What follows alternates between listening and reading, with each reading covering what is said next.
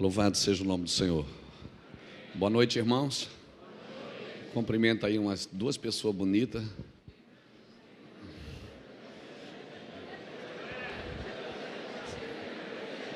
Se tiver difícil aí, olha cá para frente. Tá cheio de gente bonita aí. Aleluia.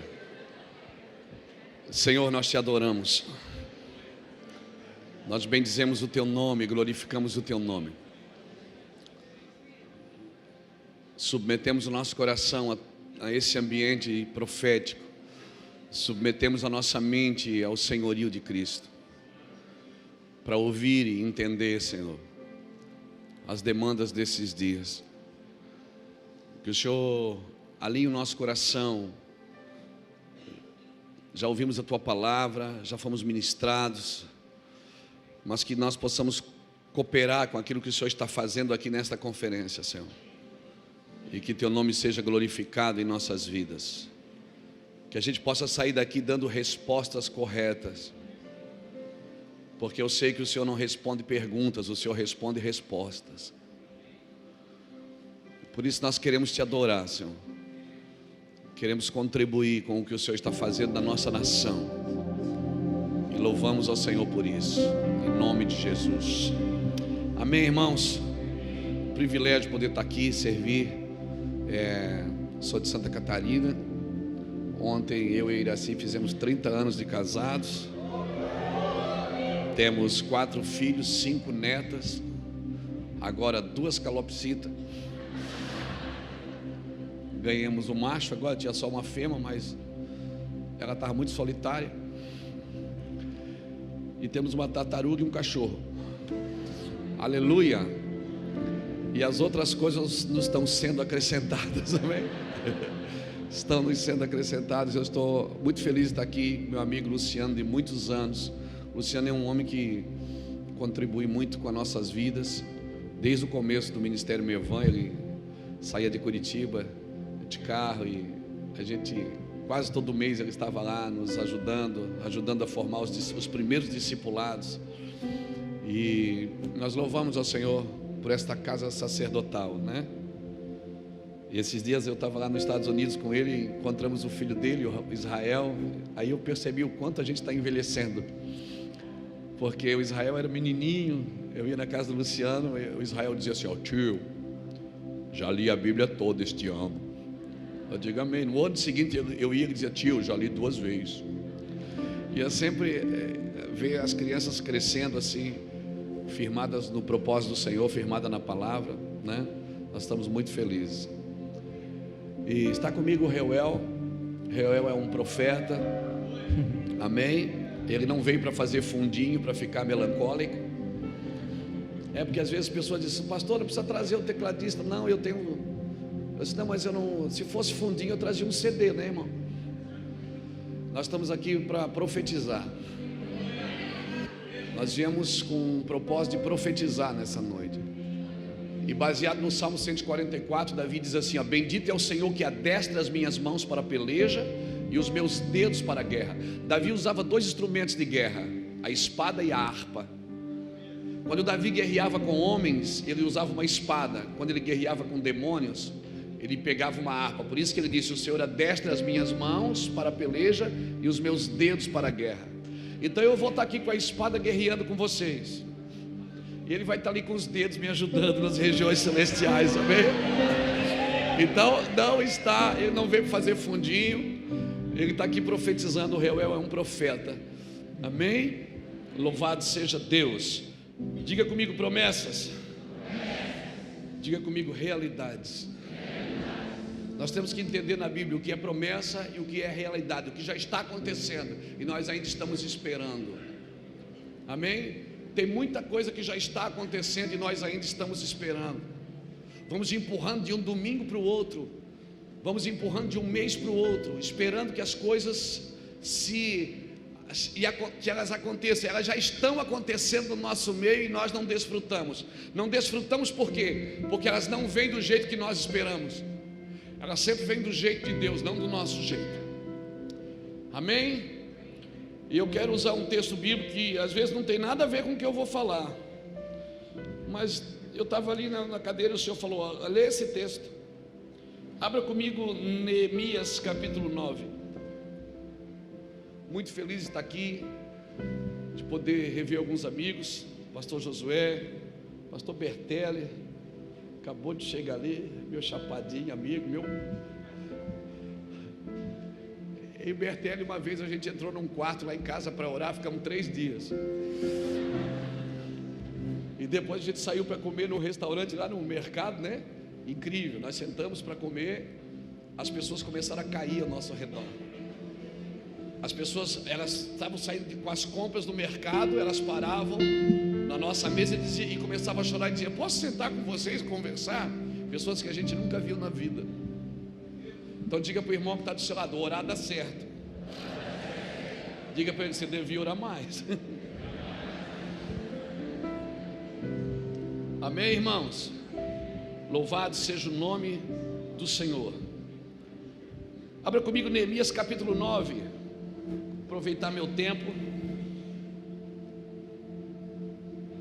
Muito feliz também de ver meu amigo Marcos Mansur ali de Cachoeiro. Deus abençoe, Marcão. Temos uma aliança. Está escrito assim: no 24º dia desse mês, ajuntaram-se os filhos de Israel com jejum, com pano de saco, e traziam terras sobre si. Os da linhagem de Israel apartaram-se de todos os estrangeiros, puseram-se em pé e confessaram os seus pecados e as iniquidades de seus pais. Levantando-se no lugar, leram o livro da lei do Senhor seu Deus, uma 4ª parte do dia, e a outra 4ª parte confessaram os seus pecados e adoraram ao Senhor seu Deus. Em pé, nos degraus estavam os levitas: Jesua, Bani, Cadmiel, Sebanias, Buni, Serebias, Bani, Kenani, os quais clamaram em alta voz ao Senhor seu Deus. Aleluia. Essa mensagem ela tem sido muito pertinente no meu coração. Por quê? Porque eles tinham acabado de fazer os muros, a obra estava pronta, eles estavam edificando uma cidade, reedificando, refazendo. E aí, quando estava pronto, eles começaram então a ler o livro da lei, e por 6 horas, diz a Bíblia, eles leram a Torá, e por mais 6 horas eles adoraram a Deus, clamaram ao Senhor, confessaram seus pecados e adoraram o Senhor seu Deus. E eles percebem uma coisa: eles percebem que aquilo que eles tinham acabado de fazer, de edificar, eles não estavam de acordo para habitar naquele lugar que eles tinham acabado de fazer. Isso nos preocupa, porque igreja, irmãos, alguém me disse esses dias: a sua igreja faz missão? Eu disse: a igreja é a missão de Deus na terra. A igreja é a missão de Deus. A igreja é o firme fundamento que Deus vai usar nesses dias maus. Eu estava conversando com alguém esses dias, as pessoas dizendo: pastor, você ouviu que o mundo está perdido?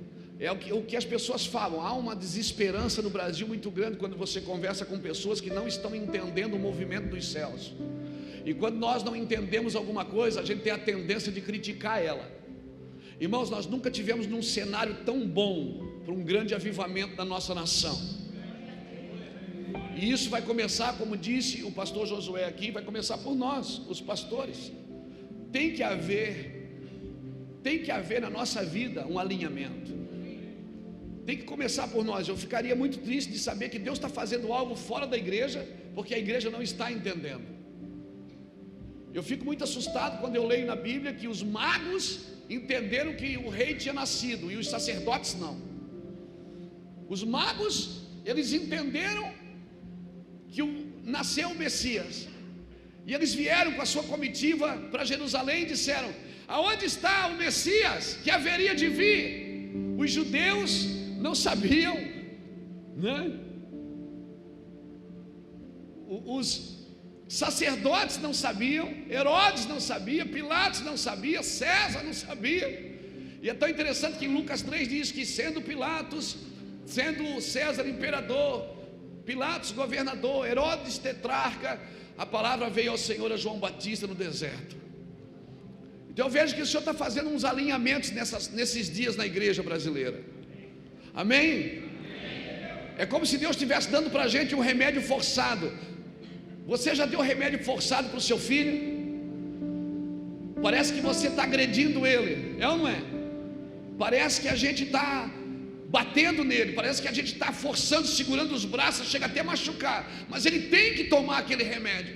É como se Deus estivesse fazendo isso com a gente nesses dias. O Senhor está nos forçando, nos empurrando para um lugar, e nós nunca tivemos um cenário tão perfeito para um avivamento, irmãos. Agora, nós não podemos perder o que o Senhor está fazendo. Nós não podemos ficar de fora, distraídos, adorando a adoração, adorando a denominação, adorando a estratégia, adorando a igreja. Deus está alinhando a igreja para aquilo que há de vir, irmãos. Amém? Eu não sei quanto a você, como a gente diz lá no sul, eu estou com muita alegria na minha felicidade. Eu estou com muita alegria, eu tenho andado no Brasil, eu tenho visto focos de avivamento. Semana passada a gente estava no interior do Maranhão. A gente pregou 3 conexões, andou 3 horas de carro, mais 2 de balsa. Saímos de casa às 6 da manhã, chegamos no horário do culto, 15 para as 8. E subimos, fomos pregar, direto. Tomamos um café atrás do púlpito e fomos pregar. E tinha 1.500 pessoas famintas por Deus naquele ambiente. Nós estamos vivendo num tempo, irmãos, que Deus não está se revelando à religião, mas aos interessados, a quem tem interesse no que Ele está fazendo. O interesse dos magos por Jesus começou lá na Babilônia, no capítulo 2, quando Nabucodonosor teve um sonho e ninguém revelou o sonho. Nabucodonosor disse: matem todos os magos. Mas um homem chamado Daniel, Belsazar, disse: diga para o rei, dá alguns dias, porque o Deus dos céus vai revelar o sonho do rei. Diga para ele preservar os magos. Está lá em Daniel capítulo 2. Não mate os magos. Dias depois, Daniel entra no palácio. Não espera nem o rei contar o sonho. Ele diz: o sonho do rei é esse e a revelação é essa. E porque Daniel revelou o sonho do rei, os magos foram preservados. Aqueles magos começaram a criar interesse pelo Deus de Israel, pelo Deus de Daniel. E de geração em geração, como eles eram astrônomos, eles começaram a estudar. E começaram a estudar, e começaram a estudar, e descobriram que uma estrela no céu sinalizaria o nascimento do Hamashia, do Messias de Israel. Aleluia. E os magos não tinham uma Torá, não tinham uma profecia na mão, eles não tinham nada escrito dizendo, confirmando sobre o Messias. Eles tinham um interesse que eles ouviam de geração em geração, ensinamentos dos seus pais de geração em geração. A Bíblia não diz que eram só 3 magos, a Bíblia diz que eram 3 presentes. Então acredita-se que eram 3 magos por causa dos 3 presentes, mas eu acredito que eram muito mais. E eles foram para Jerusalém atrás do Messias. Aleluia. Isso me assusta, porque nós temos a Bíblia na mão, nós temos a promessa na mão, e as realidades das promessas estão acontecendo, e nós estamos no domingo fazendo campanhas da igreja para ganhar coisas que já são nossas por herança. Sim, estamos na fila da bênção quando nós deveríamos estar na fila do propósito. Aleluia. Éramos estar para sentados com os nossos filhos com a Bíblia na mão, ensinando sobre as realidades de Deus. Aleluia. As coisas já estão acontecendo, irmãos. O cenário está pronto, o cenário está sendo preparado. No meio do caos é que se levantam os homens de justiça. É no meio do caos que se levantam os homens que vão fazer a diferença. Isaías 26:9 diz que quando Deus derrama juízo sobre a terra, os moradores do mundo conhecem o que é justiça. É no meio das trevas que nasce a luz. É no meio das trevas, é no meio desses dias difíceis que vai nascer os homens e as mulheres que vão fazer diferença na sua geração. Sim, vão fazer diferença na sua geração. Sempre que a terra clamou por ajuda, Deus respondeu com pessoas. Deus respondeu com homens e com mulheres alinhados com o seu propósito. Então, nesses dias, querido, se você está ouvindo algo e não está fazendo ver você Jesus, o que você está ouvindo não é de Deus. Porque isso tem que abrir minha mente. Tem que haver uma mudança de paradigma. Tem que haver uma mudança na minha vida. As pessoas não querem mais só ouvir sobre Jesus, elas querem ouvir o que Jesus ensinava. Nós falamos de Jesus, nós temos que falar o que Jesus falava, o que Jesus pregava, o que Jesus ensinava para a sua geração. Esses dias não é mais o que falamos, o que cantamos, mas o que estamos comunicando com a nossa vida, o que as pessoas recebem de nós quando nos veem ministrando, que nos veem agindo através da unção de Deus. Esse ano eu fiz 50 anos de idade. E aí eu comecei a estudar sobre os sacerdotes que faziam 50 anos. A função deles mudava. Alguns, eles iam para o tabernáculo, eles iam colocar azeite no candelabro, eles iam parar os pavios, né, do candelabro, e eles transcreviam a lei. Então o Senhor tem falado comigo sobre isso. Passar mais tempo na mesa com pessoas, ensinar pessoas, tocar pessoas, porque tudo que Deus criou, Ele criou falando. Deus disse haja e ageu. Deus disse haja e houve. Aleluia. Deus disse haja luz e houve luz. Mas o homem, o Senhor disse façamos. Ou seja, façamos nós, o homem, a nossa imagem, a nossa semelhança. Existe um propósito sobre esse homem. Não tem ninguém nessa sala que não tem um chamado. E não tem ninguém nessa sala que Deus chamou e não deu uma vocação. Agora tem gente nessa sala sim que tem um chamado, tem uma vocação, mas ainda não descobriu o seu propósito. Por quê? Porque a sua identidade está nele. Você não pode interpretar a Bíblia a partir de você. Não é a sua vida que interpreta a Bíblia. É a Bíblia que interpreta a sua vida. Você não pode decifrar Deus a partir de você. Nós estamos querendo que Deus se explique. Fala quem você é, Senhor. Aqueles homens que acabaram de construir o muro, que acabaram de reconstruir a cidade, de reconstruir as coisas, agora eles estavam lendo a lei, lendo por 6 horas, orando por 6 horas, uma quarta parte do dia. E eles descobriram uma coisa, que eles não estavam de acordo com aquilo que eles tinham acabado de edificar. Isso me assusta. Eu posso não estar de acordo com aquilo que eu estou ensinando. Eu posso não estar de acordo com aquilo que eu estou fazendo. Porque, irmãos, nós estamos transicionando, amém? Amém? O que nos trouxe até aqui não é mais suficiente para nos levar até onde Deus deseja. Amém? Nós não podemos parar de ouvir a Deus. Não, pastor, mas eu tenho uma promessa de 30 anos atrás. Eia, você tem que voltar a ouvir a Deus. Porque Deus mudou a promessa? Não, mas Deus não muda, mas Ele se move. Deus disse para Abraão, mata seu filho. E Abraão subiu, quando Abraão foi matar, Deus disse, para, não mata mais. Se Abraão não tivesse dado continuidade a ouvir a Deus, ele tinha matado o seu filho. O que Deus está nos empurrando para um propósito, nós temos que continuar ouvindo, conhecendo e prosseguindo em conhecer ao Senhor, porque as coisas elas estão transicionando. Deus passou dizendo para Moisés por 40 anos, fere a rocha, vai sair água, pega o cajado, bate na rocha. Em Refidim, a primeira vez ele disse, fere a rocha, bate na rocha. 40 anos depois, quando quase eles estavam perto da terra, já estavam cansados de ferir a rocha, de ver a movimentação das águas. Aí Deus diz, agora você não vai mais ferir a rocha, você vai falar com a rocha.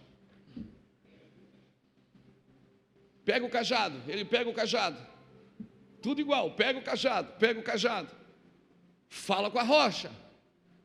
E ele vai e fere a rocha. Saiu água, não saiu água, irmãos? Saiu ou não saiu, gente? Todo o povo bebeu ou não bebeu? Funcionou ou não funcionou? Funciona. Só que depois Deus chamou ele no canto e disse: amigão, você não me santificou diante do povo. Mas funcionou. Mas funcionou, mas não é o que eu quero. Sabe o que eu aprendo aqui? Que tem muita coisa funcionando que não é a vontade de Deus.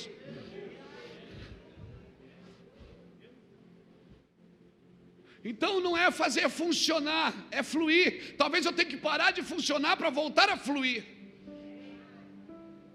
Talvez eu tenha que parar o funcionamento de algumas coisas para que eu volte a fluir no propósito. Aleluia. O funcionamento, o resultado não me habilita a andar na vontade de Deus. O que me habilita a andar na vontade de Deus é ouvir a sua voz. O primeiro mandamento não é ame o Senhor, é ouve, Israel, o Senhor. Ouve. E é interessante porque a palavra ouvir, a tradução dela é chamar. E a palavra obedecer também é chamar. Porque no vocabulário de Deus não existe duas palavras. Ouvir e obedecer para Deus é a mesma coisa. Ouvir e obedecer para Deus é a mesma coisa. Não existe duas traduções. Aleluia, irmãos. Então o que nós estamos edificando? Estamos de acordo? Estamos andando naquilo que o Senhor tem nos chamado para andar? Será que Deus não tem que nos parar em algumas coisas? Será que nós estamos esperando uma promessa que nós já estamos vivendo uma realidade? Atos capítulo 2, no dia de Pentecostes, 17 nações estavam ali em Jerusalém, e eles foram cheios do Espírito, começaram a falar outros idiomas, e todo mundo entendia no seu próprio idioma. Ou seja, quando Deus trabalha, todo mundo entende no seu idioma. A diversidade, ela é abençoadora quando Deus está no negócio. As diferenças contribuem. Quando tem propósito, a diferença é bênção. Quando não tem propósito, a diferença tem que parar. A obra tem que parar. Lá em Babel, a obra teve que parar por causa das diferenças. Em Jerusalém, o Pentecostes estava só começando a obra. E cada um falava no seu idioma. Eles entendiam, aquelas nações que estavam ali, estavam entendendo no seu idioma, querido. O que eu aprendo? Que as diferenças são bênção. Aleluia. As diferenças são bênção. Então alguém começou a gritar: eles estão bêbados, eles estão embriagados. Aí Pedro diz: ei, gente, vocês não estão entendendo. O que está acontecendo aqui foi o que o profeta Joel profetizou, que nos últimos dias eu derramaria do meu espírito sobre toda a carne. Vossos filhos e vossas filhas profetizarão, vossos velhos teriam sonhos, vossos jovens teriam visões, e até sobre os vossos servos e servas derramaria do meu espírito, e eles também profetizarão. Ou seja, vocês têm a escritura na mão, vocês têm uma promessa, e você está querendo saber o que vai acontecer amanhã. Se as promessas estão dizendo o que vai acontecer amanhã, nós já estamos na realidade das coisas. Já era para nós estarmos nos movimentando como alguém que está vivendo num cenário. É que nós somos profetas, mas nós deveríamos ser proféticos, porque o profeta, ele anuncia o que há de vir. O profético está cumprindo o que Deus falou. Somos proféticos, a igreja é profética. Agora, quando a gente diz vamos fazer um culto profético, a gente pensa que é um culto esquisito. Não. O profeta, ele lida com as realidades de Deus, traz as clarezas de Deus para que a gente caminhe naquele ambiente. Eu acredito que Deus está alinhando o Brasil, irmãos. Eu tenho ido em muitas cidades, em muitos lugares, e eu tenho visto muitos jovens sentados na frente, com cadernos na mão, anotando o que você fala, chorando. Parece que a igreja deu uma acordada, não parece, gente? Fala, quem está com esperança? Eu não sei, parece que deu uma acordada. Parece que a gente fez tantas coisas para atrair as pessoas, né? É ou não é? A gente perdeu a glória de Deus, aí comprou uma máquina de fumaça para produzir o movimento. A gente perdeu o brilho da glória e foi. Ei, o que atrai profetas é uma árvore pegando fogo, não é uma árvore de Natal, cheia de presentinhos. O que atrai profeta é árvore queimando. Sim, sim, aleluia. Irmão, Deus está mudando a cabeça dos crentes.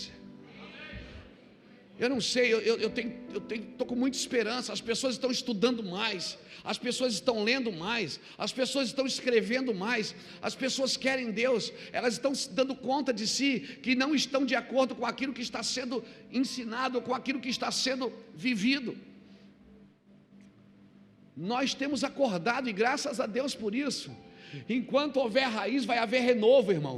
Ele é a raiz de Jessé. Sempre vai haver um renovo, sempre vai haver uma geração que vai se levantar, aleluia, porque ele é a raiz, e nós estamos firmados nessa raiz, amém, irmãos? Glória a Jesus, aleluia. Pastor, mas eu já sou ungido há tantos anos. Irmãos, eu não sei.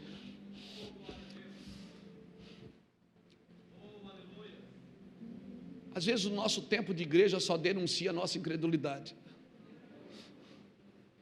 Porque agora que eu estou 20, 30 anos na igreja, para mim está plantando bananeira. Cada palavra dessa era para ter vida dentro de mim. Porque agora eu conheço o Deus que eu adoro.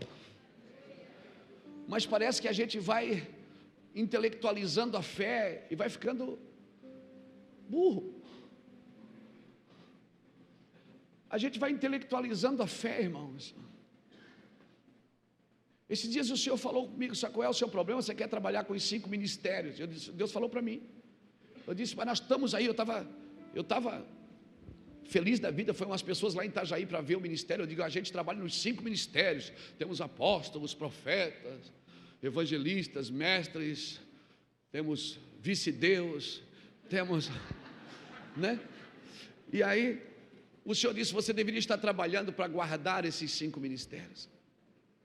E o Senhor começou a me falar sobre um espírito que tem se levantado contra os 5 ministérios, principalmente na América Latina, aqui na nossa América, na América do Norte. O Senhor tem falado que tem um espírito que tem atormentado a vida dos apóstolos. Você julga aí o que eu vou falar? Se você não gostar, você passa para o vizinho do lado.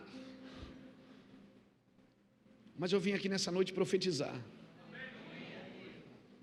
Há um espírito que tem atormentado a vida dos apóstolos, é o espírito do glamour. Há um glamour sobre a vida dos apóstolos, irmãos. Parece que a gente perdeu a simplicidade de Cristo. Esses dias eu fui cumprimentar um irmão e disse, a paz do Senhor, pastor. Ele disse, pastor não, eu sou apóstolo. Aí depois de passar o dia com ele, eu vi que ele era um apostata, não um apóstolo. Esse glamour tem que parar, irmãos. Amém? Irmãos, a gente não tem problema, como disse o pastor Luciano, tirar uma foto no final do culto, mas essa tietagem tem que parar. Isso é chato. É ou não é? Isso tem que parar, gente. E a gente bate no peito e diz, eu sou evangélico, eu não adoro imagem, mas adoro pessoas. Essas coisas têm que parar em nosso meio. Nós estamos edificando uma coisa, e se nós começarmos a ler as Escrituras, nós vamos perceber o que eles perceberam em Neemias 9, que eles não estavam de acordo com aquilo que estavam edificando, irmãos. Quem edifica a igreja é o Senhor, não somos nós. Mas o Senhor tem nos edificado e nós somos igreja. Amém? Você não sonha com avivamento no Brasil, irmão? De você estar andando na rua, as pessoas caírem endemoniadas só porque você está passando ali, cheio do Espírito Santo. Você não sonha de estar fazendo compra no mercado e as pessoas no corredor cair porque você está ali, cheio do Espírito Santo? Eu sonho com esse tempo, gente.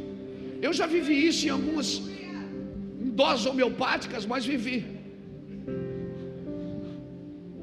Eu sonho com um tempo, sim. Só depende de nós. depende do que nós vamos fazer com aquilo, com essa carga que nós estamos recebendo de informações, com essa carga que nós estamos recebendo. Nós nunca tivemos uma geração tão informada acerca de Deus, mas às vezes também uma geração que não conhece a intimidade com Deus. Não, mas eu sei tudo sobre Deus. Em Gênesis Deus é isso, em Êxodo Ele é aquilo. Eia, Deus, você tem que degustar e provar e ver de que o Senhor é bom, querido. Você tem que experimentar Deus. Não adianta saber quem Ele é, você tem que comer dele, você tem que provar dele, você tem que ter experiências com Deus. Sim, nós precisamos ter experiências com Deus.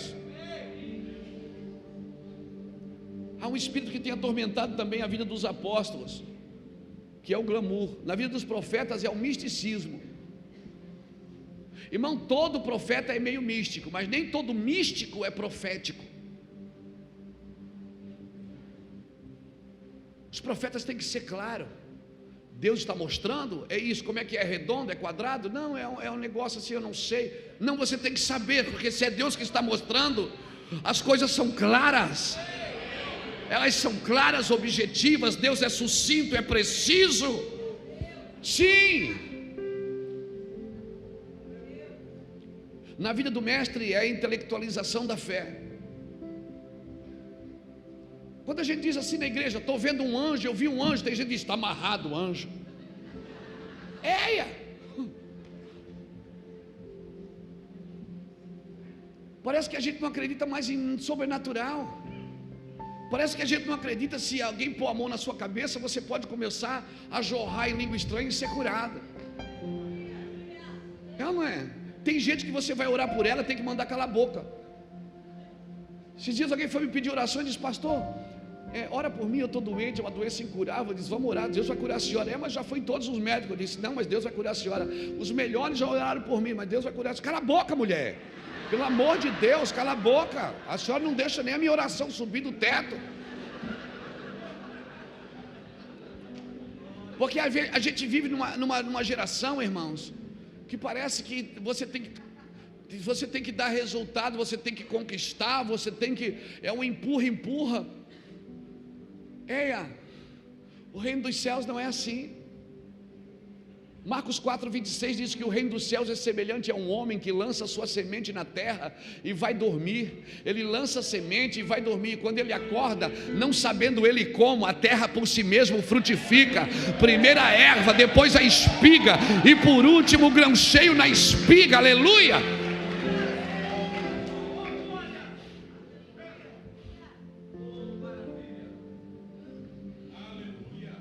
Só não vai dormir até 11 horas da manhã, né, pastor?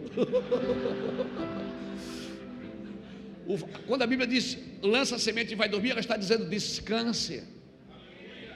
Descanse, você está tentando ajudar a Deus, você está atrapalhando a Deus. Tem coisas que não vai acontecer na sua vida fora do propósito de Deus, fora do tempo. Não entre em cenários que Deus não abriu ainda, não arrombe portas que não foram abertas. Espere o tempo determinado. Há um tempo e um modo para todas as coisas debaixo do céu. Eclesiastes 8:5. Há um tempo e um modo, ou seja, há um tempo de fazer e um modo de fazer. Existe o tempo certo e o jeito certo de fazer. Davi, vamos trazer a arca? Vamos. É a coisa certa a se fazer? É o tempo certo a se fazer? Mas o jeito de fazer estava errado. E desses dias, irmãos, Deus está muito preciso na nossa geração. Não vai dar, o que nos trouxe até aqui não vai mais funcionar. Aquela oraçãozinha meia boca não vai dar mais certo não, filho. Pode aumentar o gás aí, pode botar mais ficha aí. Aquela vidinha meia boca, aquela vida de crente safado, não serve mais. Não serve, Deus está fazendo uma... Por quê? Porque Deus está potencializando. A Bíblia diz que o sujo se sujaria mais, mas o que é santo, ele vai se santificar mais, ele vai se separar mais. Há uma potencialização do céu sobre a nossa geração, querido. Sim. Nós já estamos vivendo realidades. Mas eu fui ungido ao ministério. Eia, escute. Guarde isso no seu coração. Quem ungiu a cabeça de Davi foi Samuel. Mas quem ungiu o coração de Davi foi Urias. Sim. Você já foi ungido ao ministério, Deus vai começar a usar pessoas para ungir seu coração, para deixar você mais sensível, mais quebrantado, mais arrependido.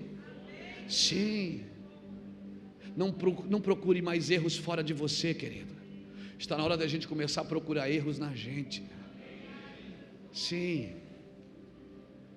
Alguém me disse esses dias, nós temos um trabalho com moradores de rua, e eles almoçam lá no restaurante comunitário todos os dias, e sabe aquele dia assim que você está para baixo, sabe onde é que eu vou? Eu vou lá no restaurante comunitário pregar para os moradores de rua. A minha esposa diz, fica em casa, você não está bem. Eu digo, mas eu vou lá, eu quero ir lá.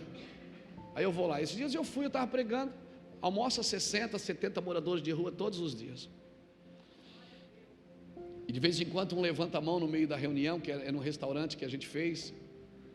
Aí a gente tem um culto de 20 minutos, 30 minutos. Aí um levanta a mão, quer sair da rua, a gente põe na Kombi e leva ele para o sítio. Aí eu estava lá pregando, depois sentei com eles para comer. Um irmão disse assim, um jovem daquele que mora na rua, assim, ô pastor, por que vocês dão comida para a gente? Eu disse, você precisa comer, ué. Ele disse, o senhor quer levar nós para a igreja, né?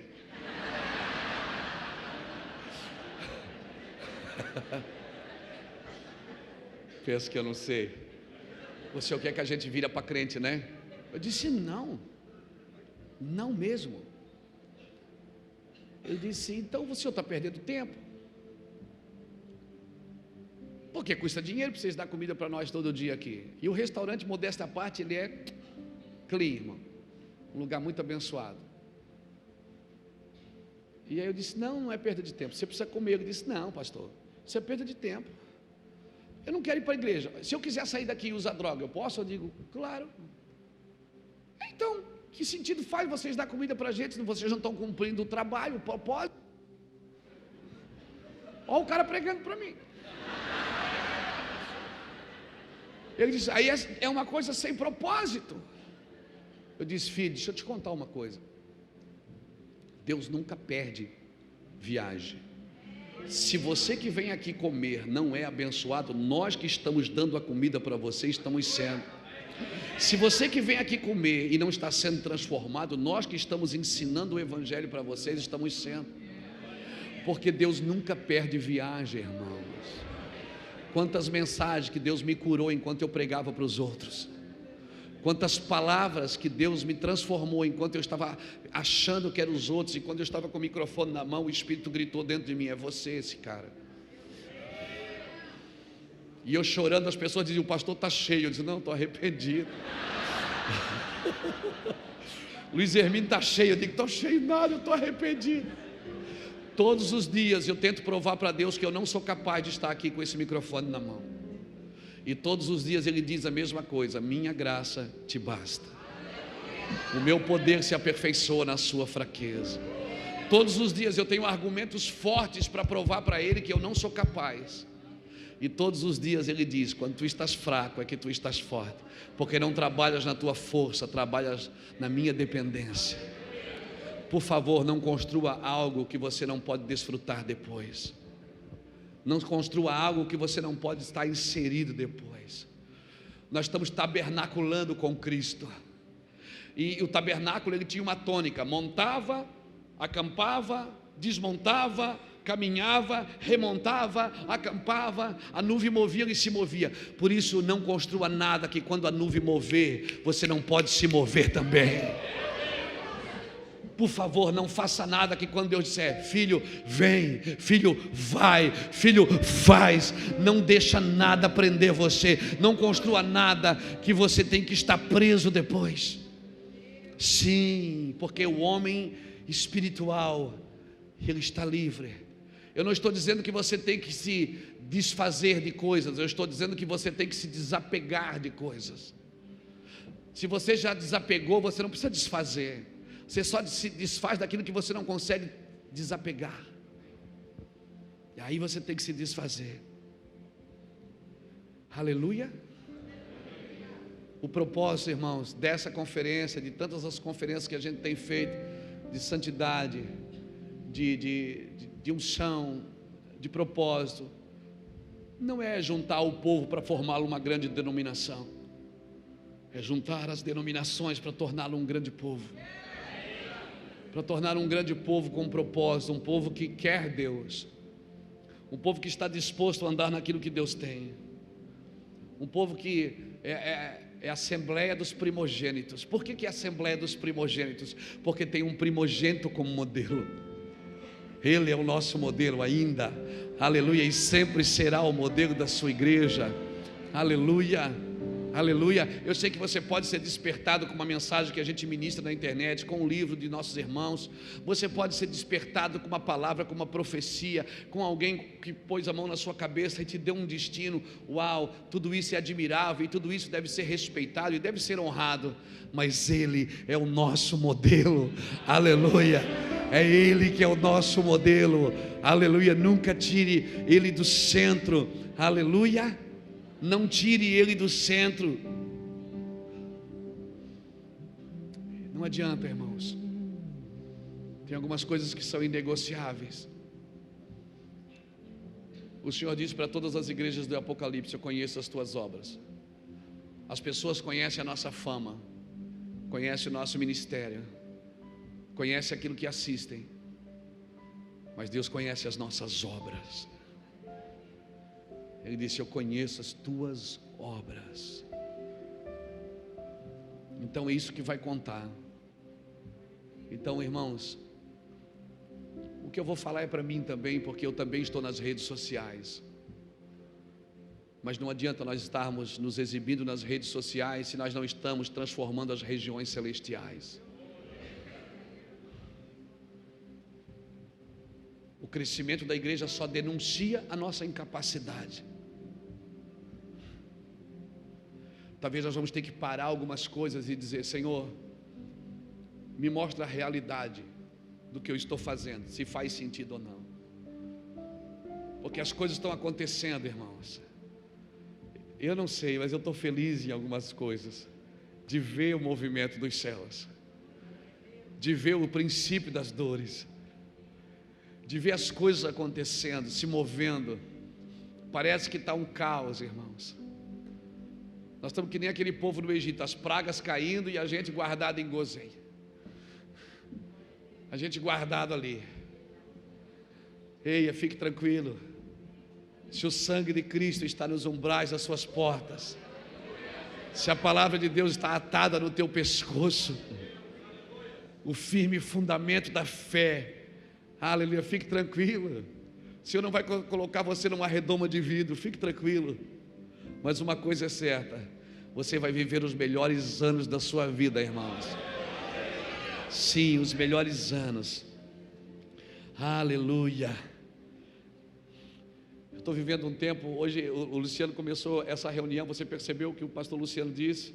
A gente não sabe mais se diz Pai do Senhor, né? Pai de Deus, Shalom, né? Se a gente beija, se a gente abraça, se a gente só diz a paz. Porque está um ajuntamento tão grande, irmãos, de pessoas, amém? De várias denominações. E a gente sempre diz: não dá para andar com aquele porque ele pensa assim, não dá para viver com aquele porque ele pensa assim, aquele lugar lá eu não vou. Ei, o que nos separa não é a nossa teologia, é a nossa arrogância. Porque quem está indo para o mesmo lugar se encontra no caminho. E Deus vai proporcionar um caminho para que a gente todos nos encontramos no mesmo caminho, Bertele. Amém? Todos nós nos encontramos. Às vezes as pessoas me veem pregar de terno e gravata, às vezes me vê assim, me vê mais assim, né? Aí eles perguntam: ô pastor, posso fazer uma pergunta pessoal? Eu digo: pode. Você é tradicional ou você é pentecostal? Eu digo: eu sou integral. Eu sou integral. Por que a gente tem que ler o rótulo para poder incluir? Às vezes eu me assusto com a congregação, que a congregação às vezes ela exclui o confesso e inclui o possesso.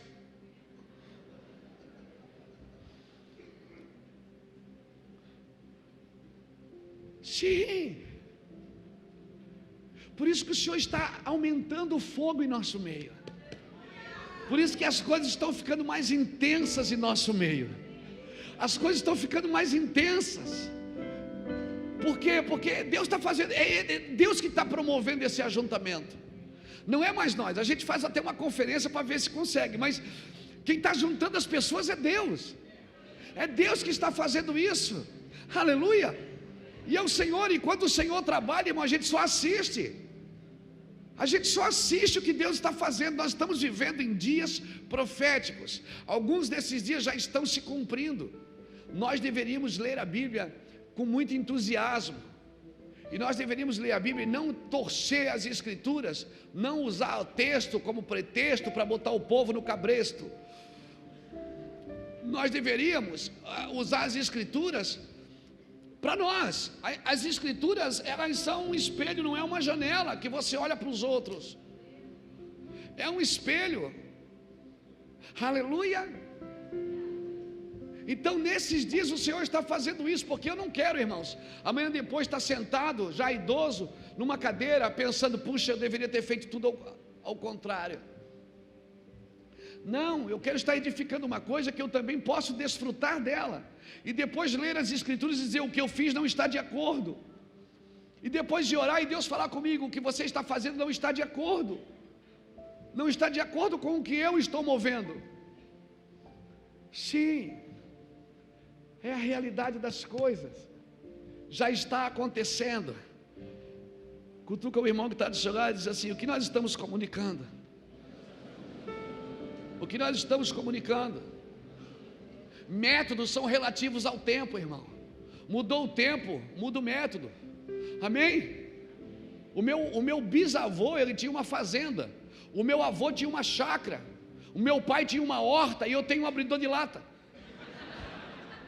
As coisas aceleraram. As coisas, o meu avô ia dar folhetim na sinaleira. Eu vou para a internet colocar vídeo. Porque a forma mudou. Nós queremos dar nome novo para práticas velhas. Nós temos que derrubar as nossas práticas e entrar naquilo que Deus está promovendo. Se Ele disse não fere mais a rocha, nós vamos parar de ferir a rocha e vamos ficar sentado nela até ela sair água. Nós não vamos produzir o que nós temos que atrair pela palavra de Deus. Sim, nós não podemos mais fazer isso. As coisas estão acontecendo e a gente não está percebendo. E sabe o que acontece? Por que a gente não desfruta? Porque não veio do jeito que a gente esperava. 2 homens a caminho de Emaús, Jesus entra no meio deles. Lembra disso? E Jesus diz, como é que vocês estão tristes? Jesus fala, por que vocês estão tristes? E eles dizem, onde é que você estava? Que só você não sabe o que aconteceu em Jerusalém. Onde é que ele estava, irmão?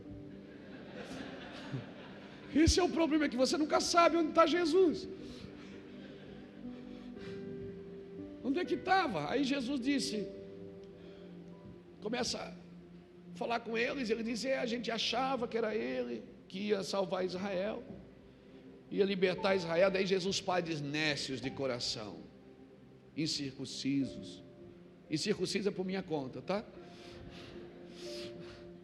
Nécios de coração. Vocês não leram nas Escrituras que convinha que o Filho do Homem padecesse para depois entrar na sua glória? Mesmo assim eles não entenderam. Jesus teve que partir o pão na frente deles. Deixa eu te falar uma coisa. Deus está abrindo os olhos de muitos nesses dias. Está nos trazendo de volta a profecia. Está nos trazendo, está fazendo sentido o nosso coração, a nossa vida, o nosso sofrimento. E sabe de uma coisa? Uma coisa que eu tenho aprendido com o Senhor. Jesus aprendeu a obediência por aquilo que sofreu. E hoje a gente faz campanha para de sofrer. A gente não entendeu nada. As nossas campanhas são pare de sofrer. E a Bíblia diz, Luciano, que Jesus aprendeu a obediência por aquilo que sofreu. E o cara está lá orando, Senhor, me dá perseverança. Ele não leu em Romanos que tribulação produz perseverança. Que perseverança produz experiência, experiência produz esperança, e esperança não tem confusão. A gente quer tirar da igreja, por quê? Porque a gente ainda não faz culto para Deus, a gente faz culto para pessoas. Alguém no ministério meu esses dias falou para a gente, faz uns 10 anos isso: pastor, eu não vou mais vir aqui, porque vocês não cantam aquelas músicas que eu gosto. Eu digo: mano, não cantamos para você.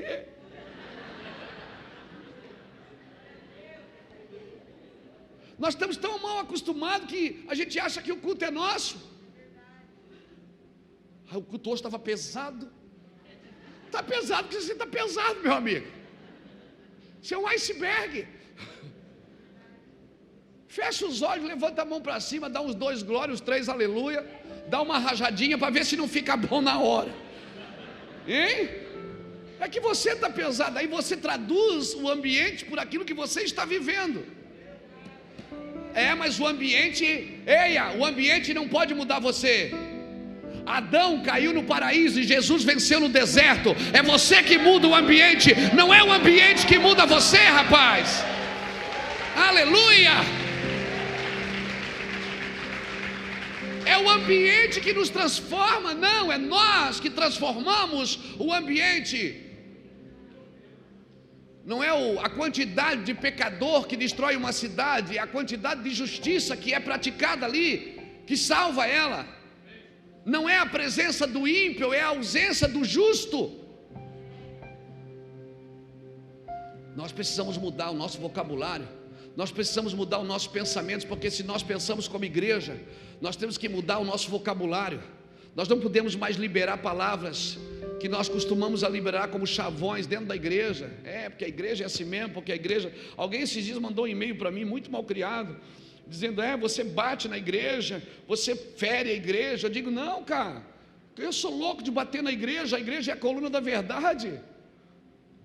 Agora, aquilo que a gente pensa que a igreja tem que cair, porque o inabalável só pode aparecer se o abalável for abalado. Para que o inabalável permaneça, o abalável tem que ser abalado. E o Senhor vai abalar céu e terra, inclusive a igreja, para que o que é inabalável prevaleça e permaneça e sustente o que Deus vai fazer nesses dias. Sim, aleluia. Irmão, eu creio nisso de todo o meu coração. Eu ainda tenho 5 minutinhos, tem, né? Pode mais uns 5, 10 5 minutinhos?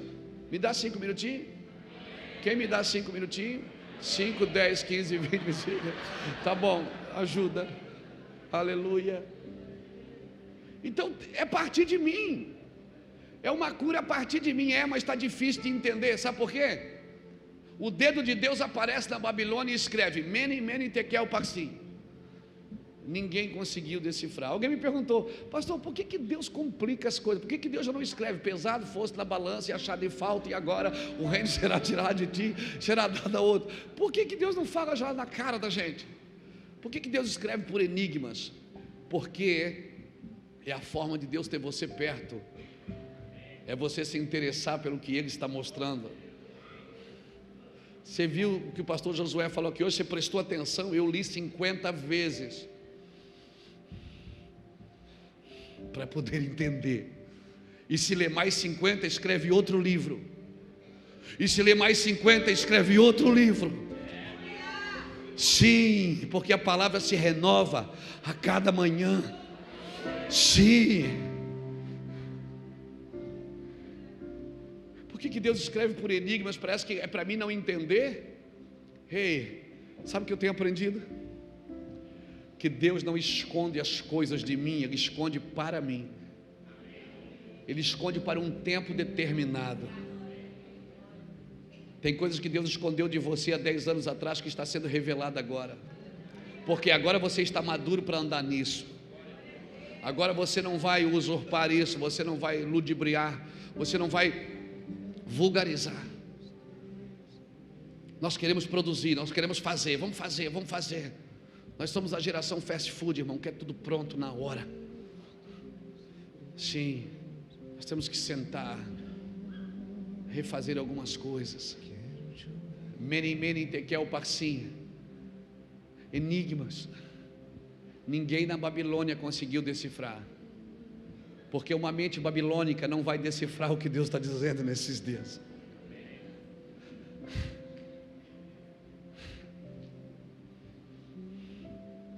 Aí chama um homem chamado Daniel. Segundo a rainha mãe, ela disse: olha, no tempo do teu pai tinha um homem aqui. Daniel já estava esquecido no reino, mas quando ele entrou no palácio, escute, quando ele entrou, Belsazar gritou: és tu ainda o mesmo Daniel que meus pais falam? Ele disse: o mesmo. Se tu acertares ali, eu vou te dar isso, isso e aquilo. Ele disse: olha, fique os teus presentes para os seus. Profetas dessa geração não vendem o seu propósito.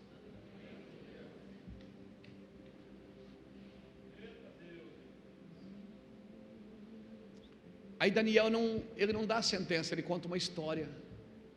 Ele diz: deixa eu te contar uma história. Teu pai era um rei que matava quem queria, deixava viver quem queria. Mas um dia ele exaltou o seu coração e Deus colocou ele para pastar com os animais. E quando ele se arrependeu, ele se converteu ao Senhor e mandou tirar todos os utensílios da casa do Senhor.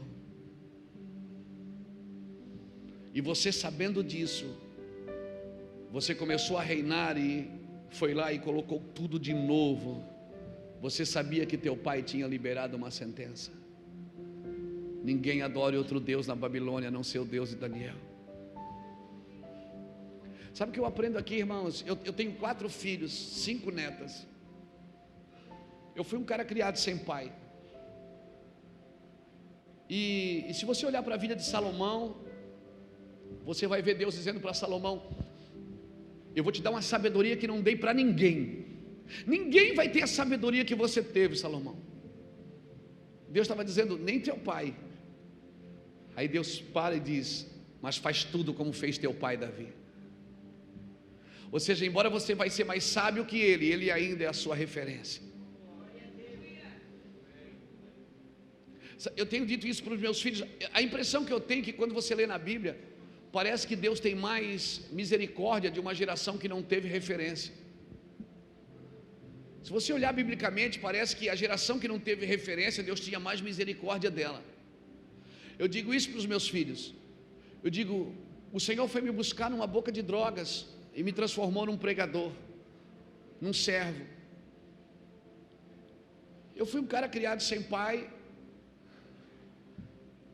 sem referências. Hoje eu amo meu pai, ele está conosco na igreja, vai lá nos cafés, chora, levanta a mão, vai para o céu. Porque se os pais não convertem o coração dos filhos, a profecia diz que os filhos converterão o coração dos pais. E nós cremos piamente nisso. E eu digo isso para os meus filhos: eu não tive referência. Talvez o nível de misericórdia de Deus comigo foi muito alto, me perdoou tantas coisas, e na minha conta eu já deveria ter morrido.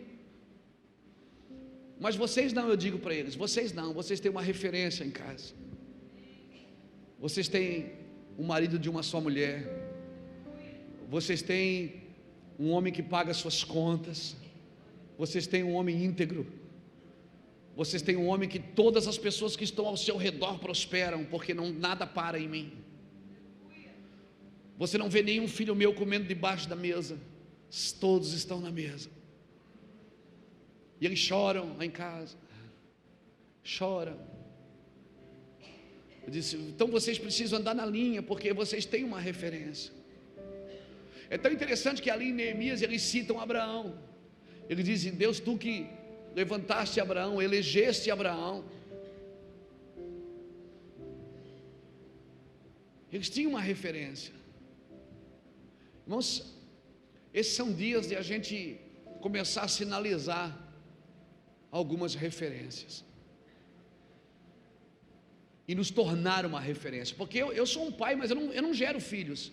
Eu estou gerando os próximos pais, as próximas mães. O propósito de um filho é se tornar um pai. Amém? Quando Pedro disse o que Joel havia dito, ele disse: Joel profetizou que os vossos filhos e vossas filhas profetizarão. Para quem ele está falando?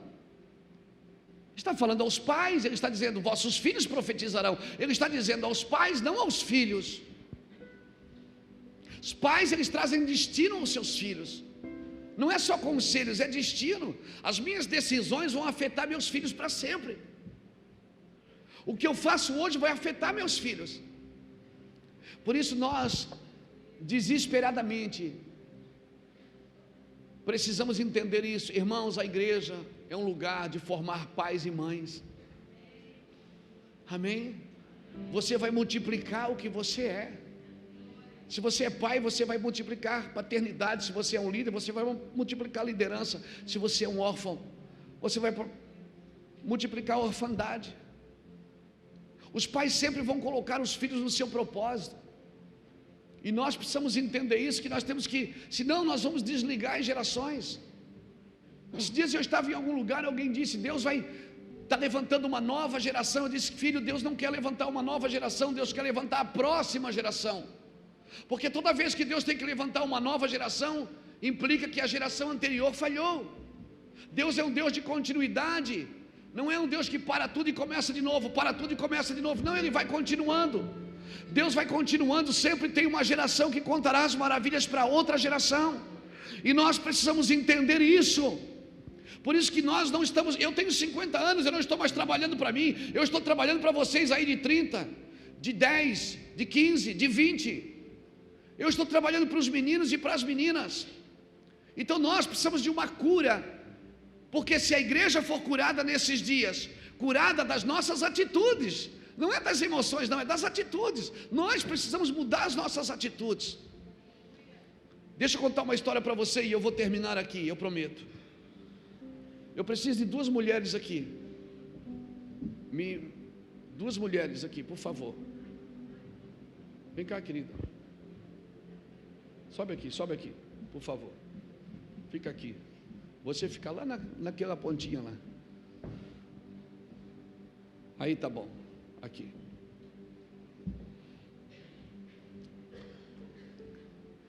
É uma história que eu conto.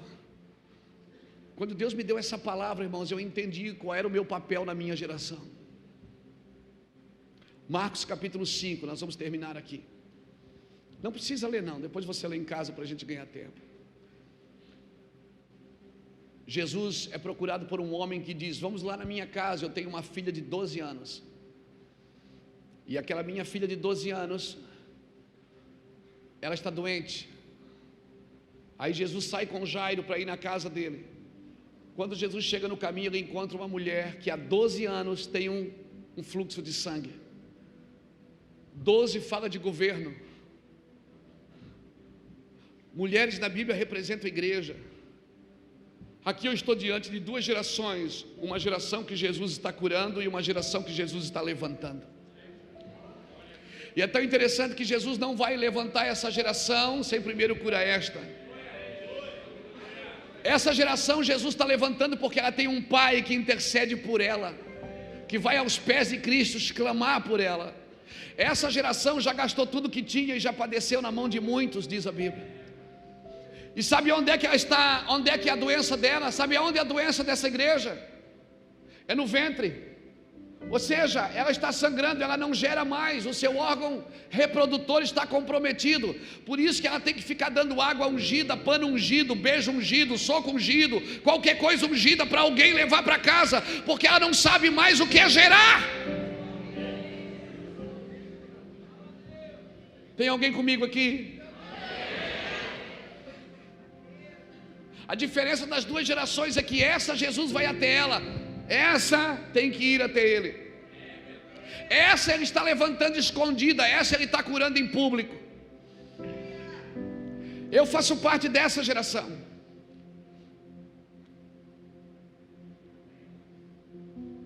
Por isso Deus não vai levantar vocês, meninos, sem primeiro curar a gente, sem primeiro nos organizar como igreja. Aleluia. Aleluia.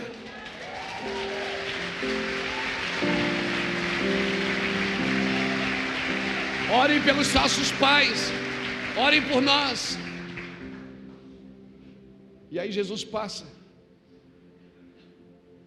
Essa mulher, ela pode estar sangrando, mas pensa na mulher de fé, que ela disse: tão somente eu for lá e tocar na orla do seu manto, eu serei curado.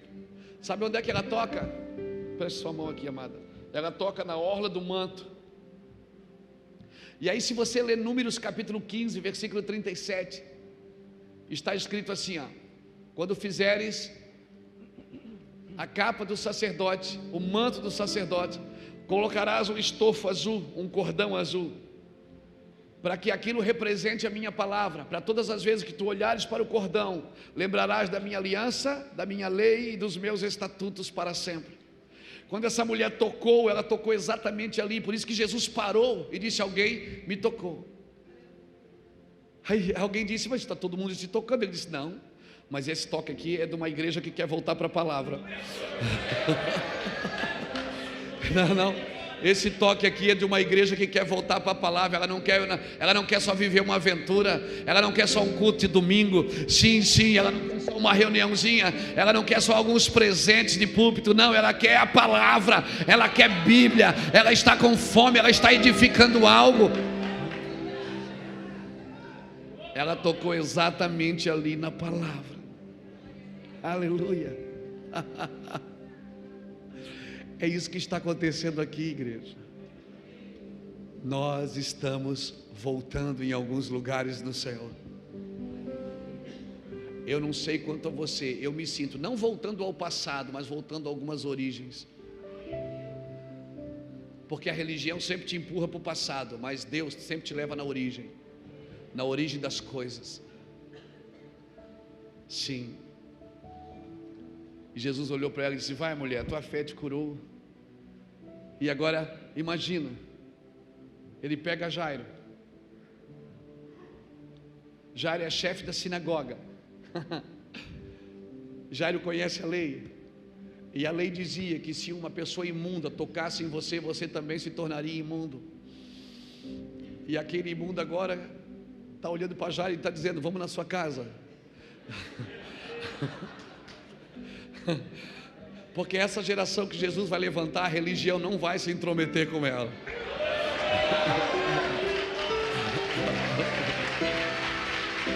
E eu estou sendo profeta aqui nessa noite.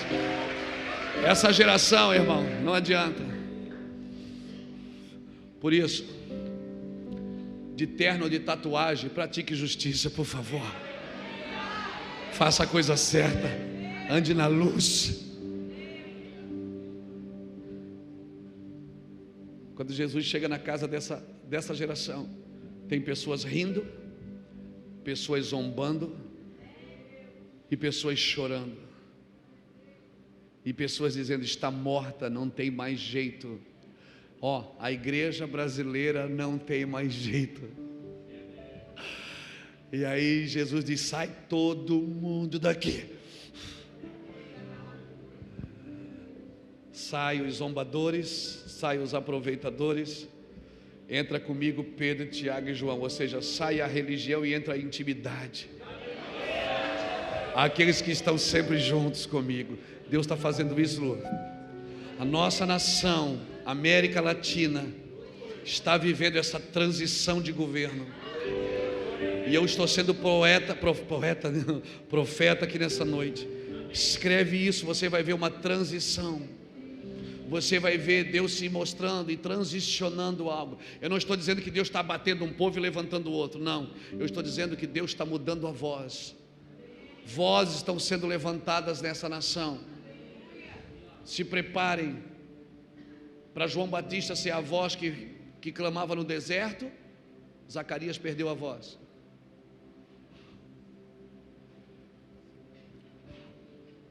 Há um vácuo nesses dias. Por isso, quem estiver fazendo a coisa certa vai andar poderosamente. E isso não tem a ver com idade cronológica. Uma grande mentira que se instalou no meio da igreja foi que se o homem até os 40 anos não conquistou nada, a probabilidade dele não ter mais nada na vida é muito grande. Eia, a minha Bíblia diz que a maioria dos homens usados poderosamente por Deus começou depois dos 40. Amém, os quarentão? Então dá tempo ainda, toca na orla do manto dele nessa noite. Sim! Fica de pé comigo, querido. Obrigado, gente. Deus abençoe.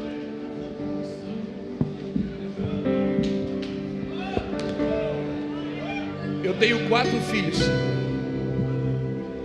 2 moças e 2 moços. 3 deles já casaram. Mas eu tenho uma filha. O nome dela é Bruna. Ela tem 25 anos, ela é casada, tem 2 filhos. Pensa numa menina folgada. Às vezes eu estou viajando aí, estou em outro país, ela liga: pai, vou pegar seu carro, tá? Ela tem marido. Esses dias eu estava nos Estados Unidos, ela disse: pai, traz um celular para mim, o meu está quebrado, pode trazer um para mim, depois a gente acerta. Que acerta nada, não acerta. E assim ela liga, eu estou em Itajaí, ela disse: o senhor está em casa? Eu estou, precisa de dinheiro. Só pede para o marido dela. E ela é assim, e realmente ela acaba. E a menina dela, ela tem uma filha, a Valentina, já tem 4 anos. Ela está ensinando a menina a fazer a mesma coisa. E a menina põe as 2 mãozinhas: vovô, a mamãe, e começa a pedir as coisas. E aí quando eu faço reunião de família lá em casa, aí meus filhos: o pai, a Bruna é o xodó do pai. A Bruna é o xodó do pai. Eu disse: não, vocês estão enganados, eu amo todos vocês igual. Mas a Bruna é a Bruna. Eu disse: não, é que a Bruna acredita mais. Essa é a diferença. Deus não tem filhos prediletos, mas Ele tem filhos dedicados. Se você acredita mais, sai do seu lugar, vem aqui.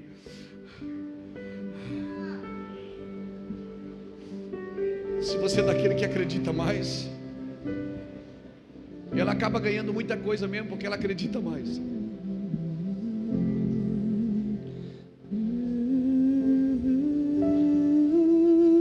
Viva as realidades das Escrituras, irmãos.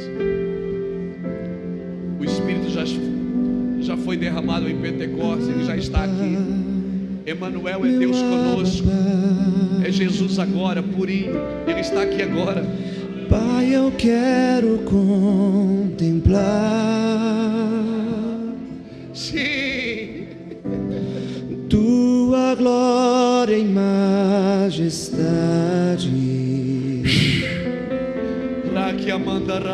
Pai, eu quero te adorar,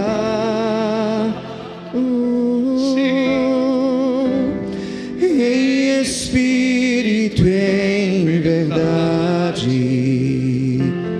não apenas no átrio ou no santo lugar.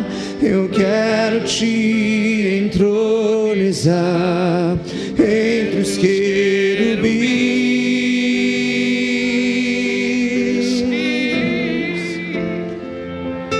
Por causa de tudo isto, fizemos uma firme aliança com o Senhor e escrevemos e asselaram-na os nossos príncipes e os nossos levitas e os nossos sacerdotes.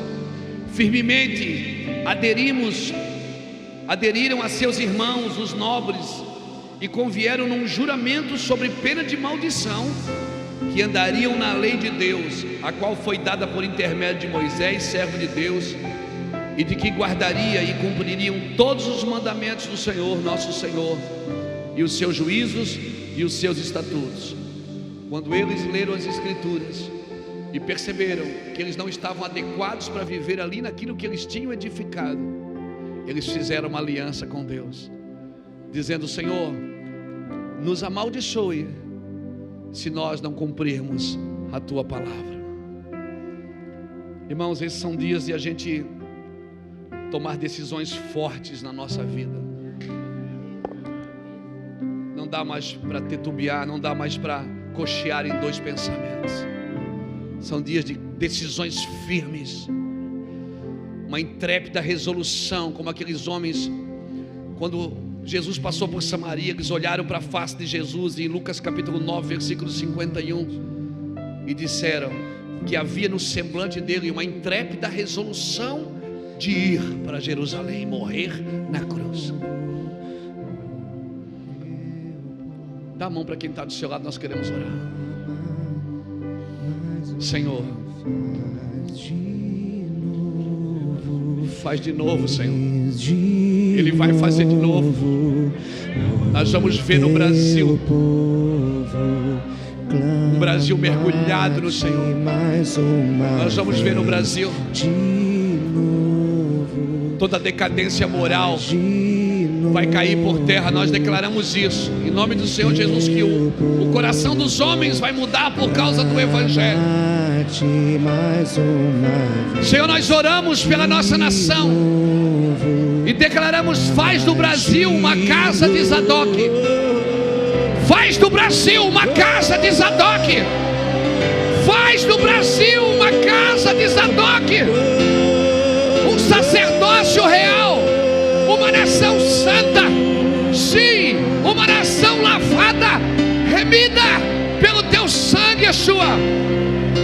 Em nome de Jesus nós declaramos isso, que caia por terra a corrupção, o medo, a intimidação, a balança enganosa, o engano religioso, que caia por terra, Senhor Deus, uma cultura caída, que caia por terra, Senhor Deus.